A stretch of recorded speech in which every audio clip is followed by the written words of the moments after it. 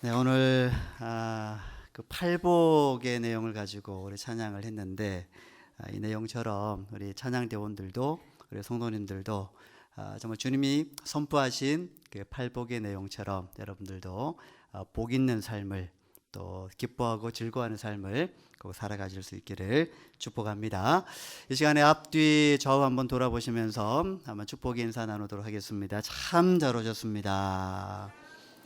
참 잘 오셨습니다.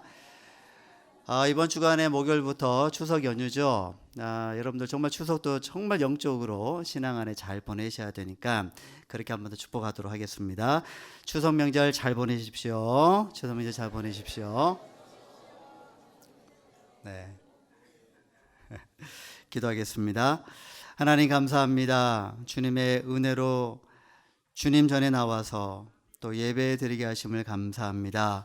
이 시간에 저희들 마음을 다해 또 뜻을 다해 또 저희들의 또 심령을 다하여서 이 시간 주님의 음성을 듣고자 합니다.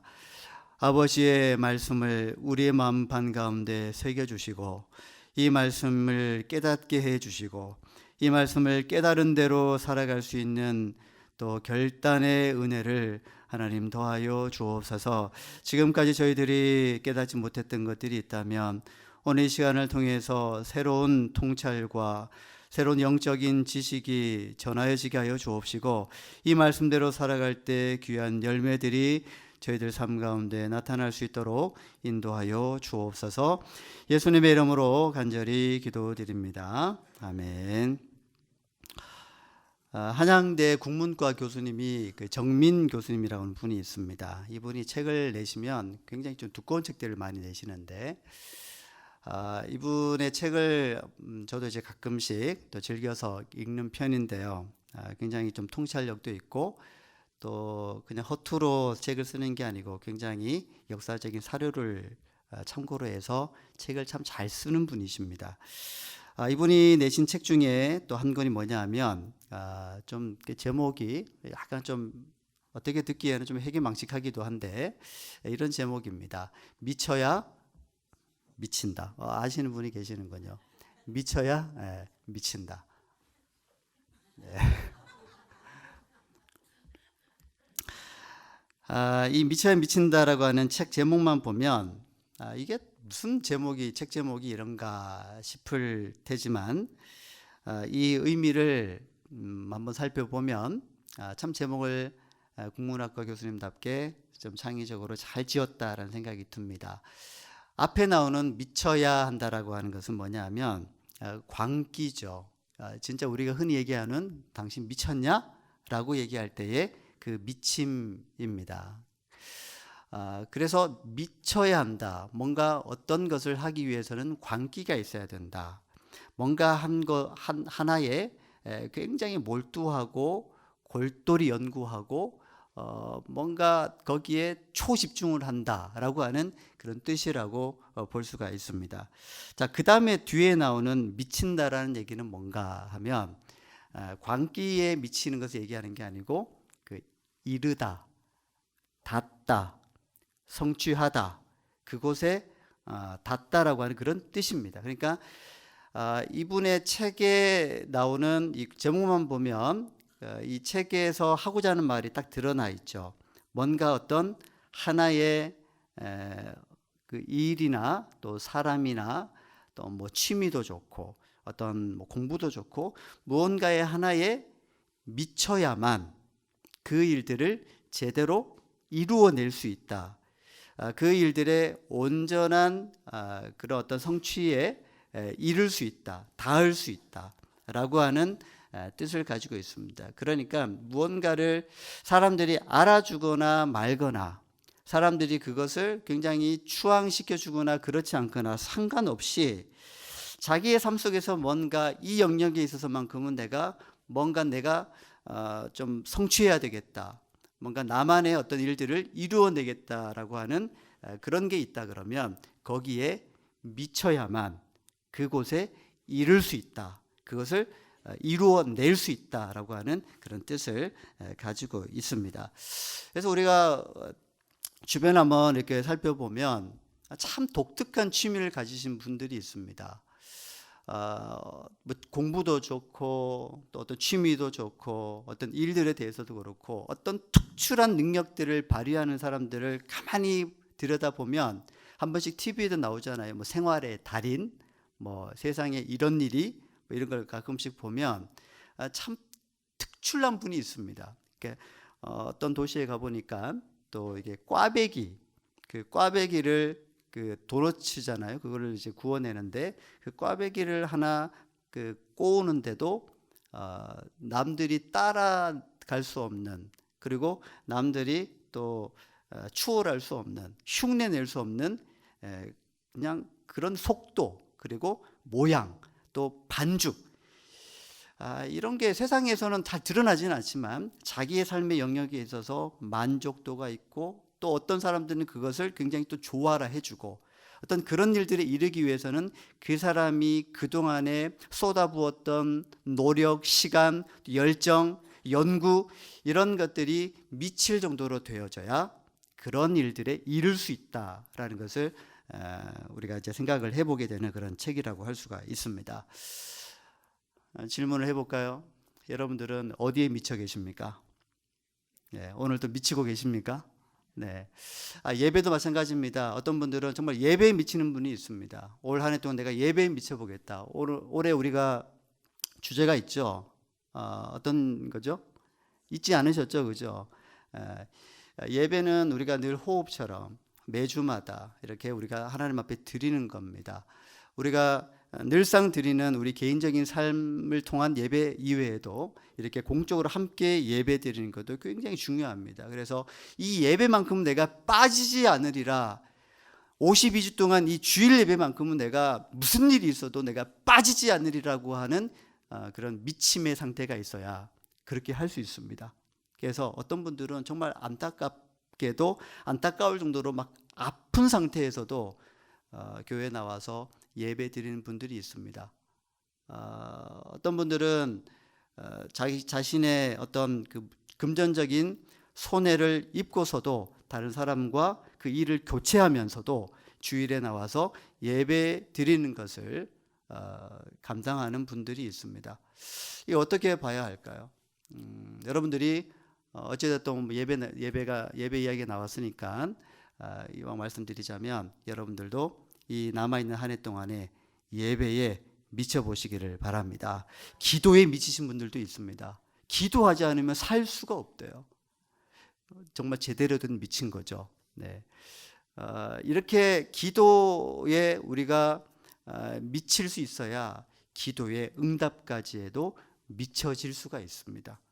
그게 영적인 원리라고도 볼 수가 있는 것이죠. 오늘 사도 바울의 이야기를 한번 들어가 보겠습니다. 바울의 삶을 참 잘 요약해 놓은 말씀이죠. 4장, 디모데후서 4장 7절 8절 말씀. 아까 제가 봉독해 드렸지만 우리 같이 한번 좀 읽어보면 좋겠습니다. 여러분 성경경을 좀 펴시고, 가능하면 화면에 나와 있는 말씀보다는 여러분들이 성경책을 펴서 같이 읽어보면 좋겠습니다. 디모데후서 4장 7절 8절 말씀 같이 한번 읽어보겠습니다. 나는 선한 싸움을 싸우고 나의 달려갈 길을 마치고 믿음을 지켰으니 이제 후로는 나를 위하여 의의 면류관이 예비되었으므로 주 곧 의로우신 재판장이 그날에 내게 주실 것이며 내게만 아니라 주의 나타나심을 사모하는 모든 자에게 도니라. 아멘. 바울의 미침의 영성을 볼 수 있는 말씀이라고 할 수가 있습니다. 그의 삶을 이 한마디로 요약할 수 있다라는 거죠. 어떤 삶을 살았을까요? 선한 싸움을 살았다고 얘기합니다. 7절에 보니까 나는 선한 싸움을 싸웠다.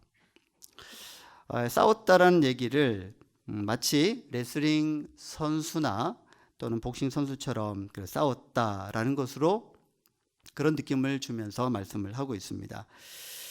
또 한 가지는 그렇게 선한 싸움을 싸우고 나서 그가 얻은 것이 무엇인가, 7절 마지막 부분에서 볼 수가 있습니다. 나의 달려갈 길을 마치고 믿음을 지켰다고 합니다. 참 의아하죠. 바울은 사도라는 그 직책을 가지고 있습니다. 사도의 직분으로 사명을 다했습니다. 그리고 교회도 여러 교회를 세웠고 또 소아시아 지방을 다니면서 여러 가지 많은 위험과 어려움 속에서도 교회를 세우고 사람을 세우고 복음을 전하고 그렇게 살아왔는데, 자 그렇다면 7절에서 그의 삶의 그 마지막 부분에서 자기의 삶을 돌아보면서 고백하는 것이, 내가 선한 싸움을 싸우고 달려갈 길을 다 마치고 나니 교회가 7교회, 8교회를 세웠고 수천 명의 사람들이 복음을 받아들이고 예수님을 믿게 했고 이런 열매들이 있었다라고, 이런 성과들이 있었다라고 자기 업적을 얘기할 수 있을 것 같은데, 오늘 말씀을 보니까 자신의 선한 싸움을 싸우고 난 그 끝에 자기에게 남아있는 것, 그 자신이 끝까지 지켰던 것에 대해서 얘기하는데 무엇을 얘기하고 있나요? 믿음. 수많은 사람들에게 복음을 전하고 또 많은 교회를 세워왔던, 참 어떻게 보면 참 큰 업적을 남겼던, 또 그 바울의 영향으로 사실 지금도 이렇게 우리가 이렇게 교회라고 하는 공동체 속에서 예수를 믿고 살아갈 수 있을 터인데, 그런 거 생각하면 사도 바울이 해냈던 일들은요 어마어마한 업적이거든요. 근데 그 업적에 대해서는 얘기하지 않습니다. 무엇에 대해서만 얘기하고 있나요? 자신이 그렇게 선한 싸움을 달려갈 길을 마치고 보니 내게 결국 남아있는 것은 교회도 아니고 복음을 받아들였던 그런 사람들이 아니고, 그런 것들이 중요하지 않다는 게 아니라 지금 자신에게 정말 남아있는 게 뭐냐라고 들여다봤더니 나는 끝까지 달려갈 길을 마치고 믿음을 지켰다. 그렇게 고백을 하고 있습니다. 이게 아무것도 아닌 말씀 같지만 사도 바울의 굉장히 중요한 고백입니다.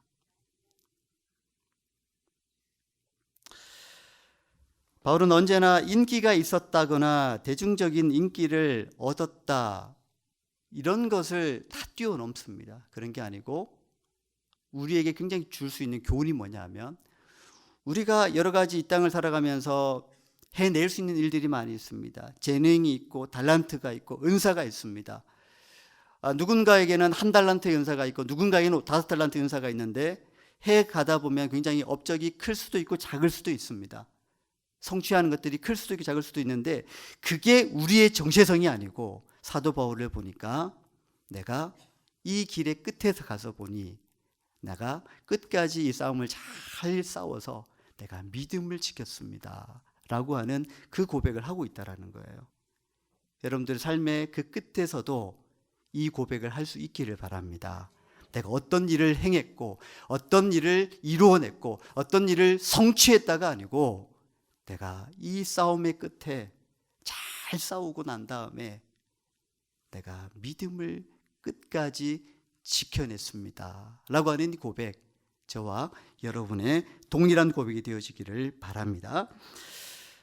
이 선한 싸움을 싸웠다라고 하는 얘기는 말이 선한 싸움이지요. 정말 사도 바울의 그 복음을 위해서 살아왔던 삶을 보면 그야말로 처절한 삶이었습니다.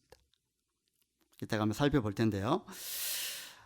정말 많은 생명을 살리기 위해서 사탄과 싸움을 했고 죄악과 싸움을 했었고 또는 자신과의 싸움을 했었고 또는 불신 세력과의 싸움을 감당해내야만 했습니다.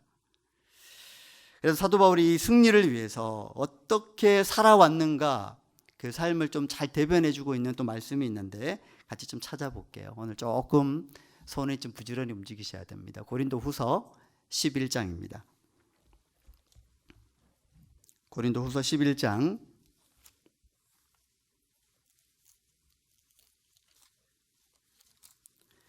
23절에서 27절까지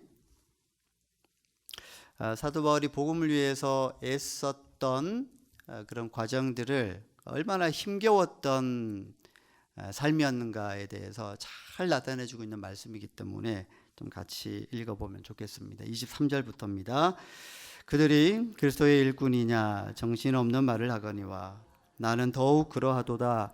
내가 수고를 넘치도록 하고 옥에 갇히기도 더 많이 하고 매도 수없이 맞고 여러 번 죽을 뻔하였으니 유대인들에게 40에서 하나 감화매를 5번 맞았으며 3번 태장으로 맞고 1번 둘로 맞고 3번 파선하고 일주야를 깊은 바다에서 지냈으며 여러 번 여행하면서 강의 위험과 강도의 위험과 동족의 위험과 이방인의 위험과 신의 위험과 광야의 위험과 바다의 위험과 거짓 형제 중의 위험을 당하고 또 수고하며 애쓰고 여러 번 자지 못하고 줄이며 목마르고 여러 번 굶고 춥고 헐벗었노라. 아멘. 사실 저는 이 말씀을 읽고 끝에 아멘이 잘 안 나옵니다. 이렇게 나도 살겠습니다라고 하는 고백이잖아요. 이렇게 나도 살아도 괜찮습니다라고 하는 고백이어야 될 텐데 사실 솔직히 그 아멘이 정직하게 얘기하자면 이렇게 살아낼 수 있을까 싶은 생각에 아멘의 소리가 그렇게 크게 나오지는 않습니다. 아마 저와 여러분들이 같은 마음이라고 생각이 듭니다. 한번 보세요. 이게 사도 바울이 얼마나 극심한 싸움을 싸울 수밖에 없었는가에 대해서 잘 나타내주고 있는 말씀이죠. 생생하게 보여주고 있죠. 매를 맞았는데 특별히 24절에 보니까 23절 끝에서 보니까 수없이 맞고 여러 번 죽을 뻔했다고 그러죠. 유대인들에게 그것도 40에서 한 번 감한 매. 몇 대를 맞았다는 얘기예요? 예, 39대. 그걸 40대까지 맞으면 이게 거의 사망에 이를 수도 있다고 합니다. 그래서 거의 죽을 지경에까지 이르도록 때리는 수준이 39대 정도. 그래서 그것도 몇 차례 맞았다고요? 5차례나. 그것도 누구에게?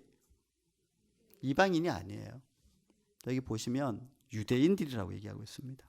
자기 동족에게. 인정받아야 하는 자기 동족에게 40에 하나를 감한 매를 그것도 5차례나 결국은 죽을 뻔한 일들이 5번이나 있었고 3번 태장으로 맞고 1번 돌로 맞고 돌로 맞는다는 얘기도 거의 죽을 수도 있었다는 얘기입니다. 3번 파선하고 바다에서 지내고 26절에 보면 다 나와 있죠. 강의 위험, 강도의 위험. 여행하면서 무슨 여행이죠? 이게 전도 선교 여행이죠. 그 당시에는 뭐 선교라는 뭐 이런 그 여행이라고 하는 그런 명칭을 붙이지는 않았겠지만 오늘 우리가 이제 붙이는 용어이긴 하지만 우리가 지금 생각하는 그런 여행이 아니죠. 유럽 여행, 미국 여행, 뭐 동남아 여행 이런 여행이 아닙니다. 정말 복음을 전하기 위해서 떠났던 목숨 걸고 떠났던 여행입니다. 그때에 당했던 위험들이 강의 위험, 강도의 위험, 동족의 위험, 이방인의 위험, 신의 위험, 광야의 위험, 바다의 위험, 거짓 형제들 중의 위험. 그러니까 환경의 위험도 있었고요. 또 사람들로부터 당하는 그런 배신 같은 또 거짓 사람들에 의해서 당하는 그런 여러 가지 그런 위험들, 목숨의 위험들이 있었다라는 거죠. 여러분들도 이 여행 하실 수 있겠습니까? 이렇게 살아내실 수 있겠습니까? 그냥 겉으로는 아멘 안 하셔도 속으로는 아멘 하실 수 있기를 바랍니다. 다시 본문으로 돌아오면 디모데후서 4장 8절 말씀에 보면 거기에 의의 면류관이 나오죠. 의의 면류관. 면류관이라고 하면 이것을 이제 원어적으로 다시 돌아가 보면 사도 바울은 이것을 스테파노스라고 하는 그 헬라어를 썼습니다. 이것은 그 당시에 이제 경기를 할 때 올림픽 이제 경기 같은 그런 이제 경기를 할 때 가장 최종 승자에게 주는 영광스러운 승리의 머리에 씌워주는 관이죠. 그것을 일컬어서 우리는 이제 오늘 성경에서는 이것을 이제 월계관이라고 하지는 않고 면류관이라고 했는데 사도 바울은 그 시대에 살던 사람들이 이해하기 쉽게 이것을 스테파노스라고 하는 그 단어를 써서 이것이 바로 이 싸움의 끝에 내가 받을 수 있는 주님으로서 받을 수 있는 영광스러운 승리의 그 월계관, 그것을 의의 월계관 또는 의의 면류관이라고 이렇게 일컫고 있습니다. 사도 바울이 지금 바라보고 있는 게 뭘까요? 사람들에게 받는 칭찬인가요? 사람들로부터 받는 명성인가요? 와, 사람들이 바울 당신 정말 대단합니다. 정말 위대합니다. 당신 같은 사람 없습니다. 이걸 원했던 게 아니죠. 지금 사도 바울이 바라보고 있는 것은 디모데에게 얘기하고 있는 게 지금 그가 이 땅에서 사람들로부터 받는 영광이 아니고 죽음 이후에 주님을 만났을 때에 주님으로부터 받는 의의 월계관, 의의 화관, 의의 면류관을 지금 이야기를 하고 있는 것입니다. 그가 바라보고 있는 것은 사람으로부터 받는 명성이 아니에요. 사람으로부터 받는 칭찬이 아닙니다. 주님으로부터 받는 의의 면류관을 지금 바라보고 나아가고 있다라고 하는 것이죠. 승리를 끝까지 했던 사람에게 주어지는 그 의의 면류관, 우리에게도 동일하게 그 의의 면류관을 주시는 주님을 바라보고 지금 이 현재의 선한 싸움들을 끝까지 하면서 나아가라고 우리에게 권면을 하고 있는 것이죠. 바울이 말하고 있는 이 면류관은요, 지금 손에 잡히는 게 아닙니다. 그래서 여러분 너무 사람들로부터 칭찬받으려고 하지 마십시오. 너무 사람들에게 와, 당신 대단합니다. 대단한 일을 하셨군요. 당신 와, 짱입니다. 이런 거에 너무 환호하지 마십시오. 아예 전혀 받지 말라는 얘기가 아니고요. 그걸 원해서 살지는 말라는 얘기예요. 누군가가 여러분들에게 잘했다 칭찬해 주는 것은 그냥 받으십시오. 근데 그걸로 끝내십시오. 거기에 어깨가 안 올라왔던 게 갑자기 이렇게 올라오거나 목이 갑자기 이렇게 뻣뻣해지거나 그럴 필요는 없습니다. 정말 의의 면류관을 향해서 달려가는 사람은 그런 칭찬이나 때로는 어떤 사도 바울이 받았던 모진 그런 매 또는 위험 그런 속에서도 정말 초연하게 그 주님께서 주실 그 의의 면류관을 향해서 나아갈 수 있는 사람이어야 됩니다. 저와 여러분이 이 세상의 것으로 이 세상의 사람들로부터 평가받지 않고 주님께로부터 평가받고 주님께로부터 칭찬받는, 그래서 의의 면류관을 향해서 계속 달려나갈 수 있는 그런 선한 싸움을 해나갈 수 있는 저와 여러분 되실 수 있기를 바랍니다. 우리는 바울처럼 사실은 사도로 부르심을 받은 게 아니죠. 하지만 우리는 바울이 얻었던 면류관을 동일하게 얻을 수 있습니다. 만약 우리가 예수 그리스도의 나타나심을 사모한다면 마땅히 우리는 주님의 뜻에 순종하며 살아가야 될 텐데, 순종하며 살아가는 이 삶 자체가 정말 선한 싸움입니다. 그런 선한 싸움의 그 끝에 무엇이 있냐? 끝까지 믿음을 지켜내는 것이고요. 그리고 그 끝에 주님께서 우리에게 의의 면류관을 씌워 주실 것이라는 겁니다. 그래서 그렇게 충성되이 여러분들에게 주어주신 또 사명들을 감당해 나갈 수 있기를 주님 이름으로 축복합니다. 예수님 믿고 그의 나타나심을 사모하는 자, 그 사모하는 자에게도 이 의의 면류관이 예비되었다라고 말씀을 하고 있죠. 8절에서. 자, 그렇다면 지금 이 의의 면류관을 사모하면서 살아가는 우리에게 필요한, 지금 우리에게 필요한 태도가 뭘까요? 그 태도에 대해서 좀 살펴보았으면 좋겠습니다. 이렇게 좀 적용해 보고 싶습니다. 여러분들 지금 그 여기에서 그곳에서 여러분 충성을 다하면서 살아가실 수 있기를 바랍니다. 사도 바울이 그가 받고자 했던 의의 면류관을 바라보며 살아갔는데 자신의 삶에서 주어지는 여러 가지 위험들, 여러 가지 상황들을 도망치려고 했을까요? 나는 이곳에 머물 사람이 아니야. 나는 의의 면류관을 향해 달려가고 있기 때문에 나는 지금 이곳에 머물 사람이 아니야. 나는 이 정도의 사람이 아니야. 그것을 피하지 않았습니다. 위험스러운 사람을 만나도, 위험스러운 상황을 만나도, 위험한 어떤 배를 파선이 되어지는 그런 상황을 만나도, 사람들이 자신을 배신하고 자신을 힘들게 하고 자신을 때로는 모욕하고 자신을 때로는 능욕할 때라도 그때 피하지 않았습니다. 사도 바울의 정신은 뭐냐 하면 그 의의 면류관을 받기 위해서 달려갈 때, 선한 싸움을 해나갈 때 지금 바로 이곳에서 그에게 주어진 환경 속에서 최선을 다해서 주님께 충성을 했다라고 하는 점이죠. 그래서 여러분 이 점은 정말 우리에게 중요한 것 같습니다. 세 가지 의문이라고 하는 그 톨스토이의 작품이 있는데 그 인생에서 풀기 힘든 세 가지 의문을 가지고 고민하는 한 임금이 있었습니다. 그 세 가지 의문이 뭐냐 하면, 하나는 모든 일에 있어서 가장 적절한 시기는 언제인가? 두 번째, 어떤 인물이 가장 중요한 사람인가? 세 번째, 세상에서 가장 중요한 일은 무엇일까? 이 임금님은 매번 이 세 가지의 질문을 가지고 고심을 하고 있는데 해답이 나오질 않는 겁니다. 그래서 이 해답을 얻기 위해서 산골에 사는 숨어 있는, 은둔하고 있는 그 지혜자를 찾아갑니다. 근데 이렇게 세 가지 질문을 했는데도 불구하고 이 그 산골에 살고 있는, 은둔에 살고 있는 이 지혜자는 자기의 하고 있던 밭일만 계속 할 뿐 대답을 해주지를 않습니다. 바로 그때 숲속에서 갑자기 피투성이가 된 청년이 달려와서 임금 앞에 쓰러집니다. 임금님은 깜짝 놀랐지만, 그렇지만 그 피투성이가 된 청년을 정말 정성스럽게 치료하고 또 간호해 줍니다. 근데 알고 보니까 이 청년은요, 임금한테 원한을 품었던 사람이었는데 오히려 이 일로 인해서 이 임금에게 내가 충성하겠습니다라고 하는, 충성스러운 신하가 되겠습니다라고 맹세를 했다라고 하는 이야기가 이 그 작품의 내용에 나와 있습니다. 이제 그때 이제 입을 꾹 다물었던 그 숲속의 그 지혜로운 그 사람이 입을 열어서 이렇게 말을 합니다.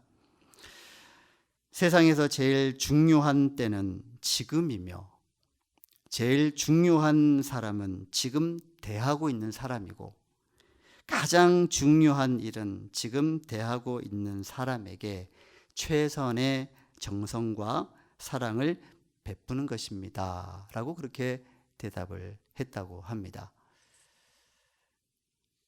의미가 있지 않습니까? 제가 이 얘기를 왜 하냐면요, 사도 바울이 자신의 삶을 계속 달려나갈 때에 힘든 일을 만나지 않습니까? 자기를 힘들게 하는 사람을 만나지 않았겠습니까? 자신을 억울하게 만드는 사람들을 만나지 않았겠습니까? 매도 맞았지 않습니까? 죽을 뻔하지 않았습니까? 굶기는 얼마나 많이 했는데요. 감옥에도 몇 번 들락날락거리고. 사도 바울이 무엇 때문에 이렇게 억울함을 당하고 힘들게 살아가야 하고 감옥에 갇혀야만 했죠? 그가 잘못한 게 있었나요? 아니에요. 오직 예수님을 위해서, 복음을 위해서, 하나님 나라의 확장을 위해서 그가 헌신했는데 주어진 결과들은 목숨의 위험과 또 사람의 배신과 헐벗음, 굶주림 등이었습니다. 사도 바울이 만약에 복음 전하는 일이 이런 것이야, 예수님을 위해서 살아가는 삶이 이런 삶이라는 거야, 예수를 믿으면 축복이라며, 근데 왜 나에게 이렇게 힘든 일만 생기지라고 하면서 나중에 내가 축복받으면, 내가 나중에 좀 더 환경이 좋아지면 내가 복음을 전하며 살아가겠다, 내가 선교 여행을 하면서 정말 물질도 좀 많이 걷어서 힘들어하는 사람들에게 물질로서도 좀 헌신하고 건강한 모습으로 사람들을 섬겨야 되겠다, 이렇게 했다면 그게 가능했을까요? 아닙니다. 사도 바울은 자신에게 주어진 지금 그 순간의 사람들을 섬겼고, 지금 그 순간의 어려움들을 헤쳐나가려고 했고, 지금 그 순간에 주어진 환경을 받아들이고 주님을 의지하면서 나아갔던 삶을 우리가 기억을 해야만 합니다. 그래서 여러분, 이렇게 얘기하지 않았으면 좋겠습니다. 목사님, 제가 조금 더 나아지면 다음에 할게요. 목사님, 제가 예배에요, 제가 이렇게 주일밖에 못 나온 이유는 주일밖에 시간이 안 돼서 그래요. 수요일 날 또는 새벽 예배 때 나중에 형편 좀 좋아지면 그때 갈게요. 이렇게 안 하셨으면 좋겠습니다. 우리가 무수한 가지 되어 담을 넘는 교회로서 나아갈 때 올해 주제가 아까 말씀드린 것처럼 예배, 정말 다시 한번 예배를 꿈꾸는 우리 교인들이 참 되어졌으면 좋겠는데요. 예배를 드릴 수 있는 지금이라고 하는 시간이 있습니다. 예배를 드릴 수 있는 지금이라고 하는 이 공간이 있습니다. 나중에 좀 더 좋은 시간, 나중에 좀 더 좋은 환경, 나중에 좀 더 좋은 사람들과 예배를 드리겠다라고 하면 그때는 과연 언제 올까요? 그때가 온다면 그때의 상황이 그런 상황이라고 깨달을 수나 있을까요? 지금 여러분 자리에 앉아있는 그 순간, 지금 바로 이곳이 여러분들이 하나님께 예배드릴 수 있는 가장 최선의 환경이요 상황이고 또 사람들임을 여러분 기억하시고, 여러분들이 정말 최선을 다해서 지금 이곳에서 충성을 다하면서 나아갈 수 있기를 바랍니다. 하나님 앞에 이렇게 혹시 기도하시는 분이 있을지 모르겠습니다. 하나님, 제가 섬길 수 있는 좀 더 나은 사람이 있으면 제가 섬기겠습니다. 제가 좀 더 건강해지면 섬기겠습니다. 제가 좀 더 물질이 좀 풍요로워지면 헌금도 많이 하고 이렇게 하겠습니다. 나중에 하겠다는 얘기죠, 그죠? 나중이라는 것은 우리에게 담보되지 않습니다. 나중이라는 것은 우리에게 없을 수도 있습니다. 이번에도 태풍에 몇 사람이 참 안타깝게 사망하는 일이 보도에 나와 있죠. 그분이 내일이 없을 거라고 예상을 했을까요? 우리에게는 내일이라는 것은 내일이 되어봐야 합니다. 그래서 예수님이 말씀하신 것처럼 내일 일은 내일이 염려하게 하라. 그 말 굉장히 의미 있는 말이거든요. 오늘 우리에게 주어진 삶을 최선을 다해야 됩니다. 오늘 우리에게 주어진 사람에 대해서 최선을 다해서 정성을 다해서 사랑하고 살아가야 됩니다. 남편이 좀 바뀌면 제가 좀 더 사랑할 수 있을 것 같아요. 아내가 좀 바뀌면 제가 좀 더 사랑할 수 있을 것 같아요. 나중에 좀 더 그렇게 살 수 있지 않을까요? 아닐 것 같아요. 지금 사랑하세요. 지금 정성을 다해서 섬기세요. 지금 여러분에게 주어진 직분을 최선을 다해서 섬기실 수 있기를 바랍니다. 지금 기도해야 됩니다. 지금 그곳에서 기도해야 됩니다. 지금 그곳에서 섬겨야 됩니다. 그게 주님의 뜻입니다. 사도 바울이 저 나중에 좀 상황이 좋아지면 할게요. 그렇다면 오늘 이 말씀처럼 선한 싸움을 싸우고 다 그의 달려갈 길을 끝까지 마치면서 믿음을 지켜내었다라고 하는 고백을 하지 못했을 겁니다.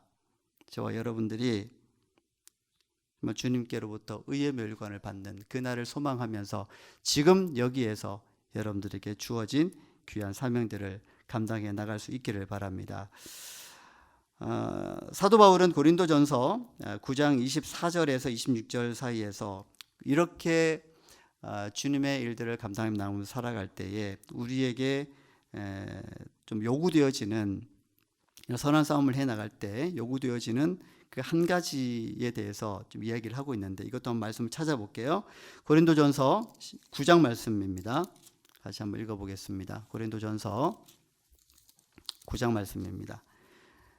고린도전서 9장 24절에서 27절까지입니다. 다 찾으셨으면 같이 한번 읽어보겠습니다. 운동장에서 다름질하는 자들이 다 달릴지라도 오직 상을 받는 사람은 한 사람인 줄을 너희가 알지 못하느냐? 너희도 상을 받도록 이와 같이 다름질하라.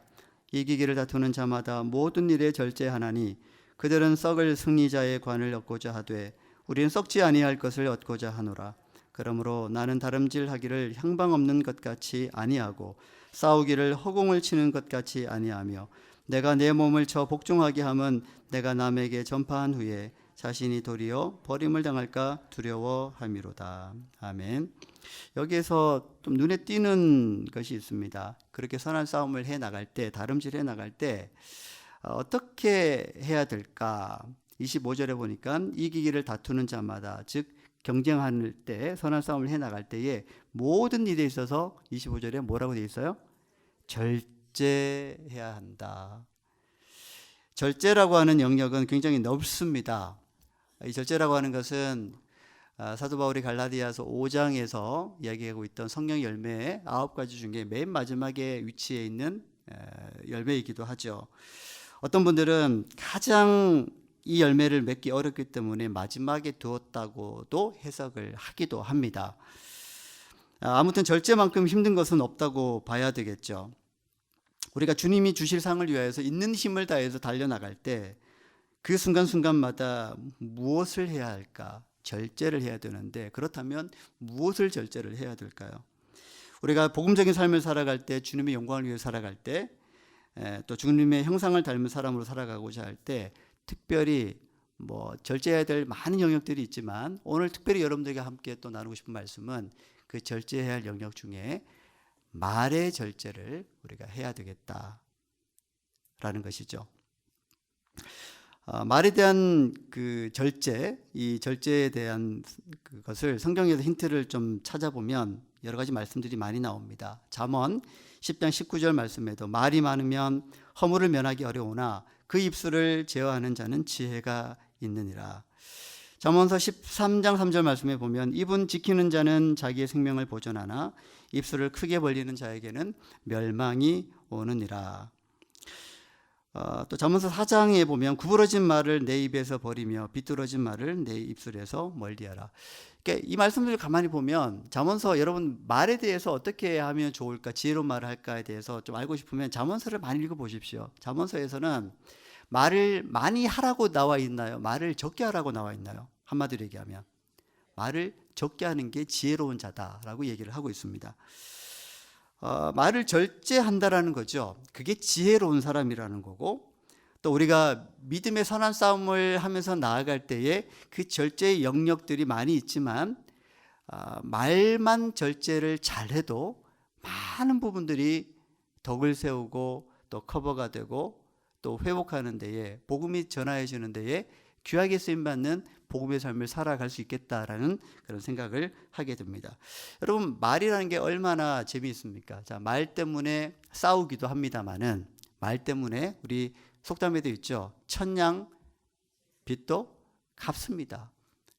어떻게 말하느냐에 따라서. 그러니까 말을 해야 할 때가 있고 말을 멈춰야 할 때가 있습니다. 말이라고 막 하면 안 되겠죠. 이런 분들이 있습니다. 그래도 할 말은 하고 살아야 된다고. 할 말을 하고 살아야 되는 게 아니고 해야 할 말만 해야 됩니다. 근데 우리가 흔히들 얘기하는 내가 할 말을 하고 살아야 된다는 얘기는 내가 하고 싶은 말을 하는 거예요. 그 사람에게 필요한 말을 하는 게 아니고 내가 하고 싶은 말을 하는 거예요. 그럴 때는 반드시 다시 이렇게 주워 담을 수 없는 후회스러운 말들을 하기 마련입니다. 특별히 우리가 말을 조심해야 되는 장소가 있습니다. 여러분, 가정에서 말 조심해야 됩니다. 교회 오면 굉장히 왜 다들 선하시잖아요. 갑자기 선해지죠. 갑자기 좋아져요. 그래서 맨날 교회만 오셨으면 좋겠어요. 그런데 집에 가면 우리의 이 말의 이 긴장력이 풀어집니다. 평소에 쓰던 말들이 거기서 다 나옵니다. 가장 좋은 건 집에서 쓰는 나의 말투와 나의 말의 언어와 집에서 쓰는 것과 또 교회에서 와서 쓰는 그 사회적 언어들이 일치하면 가장 좋습니다. 가족들이 잘 전도되지 않나요? 그럼 내 말에 문제가 혹시 없는지 살펴보셔야 됩니다. 나는 할 말을 하고 사는 것 같은데 지금 듣는 분은 그렇지 않을 수 있거든요. 여러분, 말을 절제하십시오. 차라리 말을 하지 않는 게 듣는 상대방에 의해서 훨씬 더 덕을 세울 수 있습니다. 이 말이 단순히 여러분의 인품과 성품을 나타내는 게 아니고 여러분 속에 지금 누가 살고 계시나요? 네, 얼마 전에 에베소서를 통해서 그렇게 기도하자고 했잖아요. 사도 바울이 뭐라고 얘기했죠? 믿음으로 말미암아 다 까먹었어요, 그죠? 그리스도께서 우리 마음 가운데 사시게 하는 거예요. 지금 여러분 속에 누가 살고 계셔요? 예수님이 살고 계시는 거예요. 아멘입니까? 그럼 여러분의 입술에서 나오는 말은 누구의 말이어야 돼요? 다시 한번요. 예수님이 여러분 안에 살고 계시면 여러분의 입술에서 나오는 말이 누구의 말이 되어야 되겠습니까? 예수님의 말이 되어야 되고 주님의 말이 되어야 돼요. 이렇게 생각을 하셔야 돼요. 그럼 우리는 지금까지 얼마나 주님의 말을 하였나요? 얼마나 예수님의 입술을 빌려서 말을 했나요? 여러분들의 그 삶을 통해서 좀 주님의 음성이 나왔으면 좋겠고요. 주님의 마음이 표현되어졌으면 좋겠고, 주님의 성품이 여러분들을 통해서 드러났으면 좋겠습니다. 그래서 여러분들 삶을 통해서 많은 사람들이 복음으로 돌아오고, 여러분들을 통해서 여러분들 헌신과 여러분 충성과 여러분들의 섬김을 통하여서 많은 사람들이 주님께 돌아오는 역사, 그런 귀한 역사들이 나타날 수 있기를 주님의 이름으로 축복합니다. 기도하겠습니다. 하나님 아버지 감사합니다.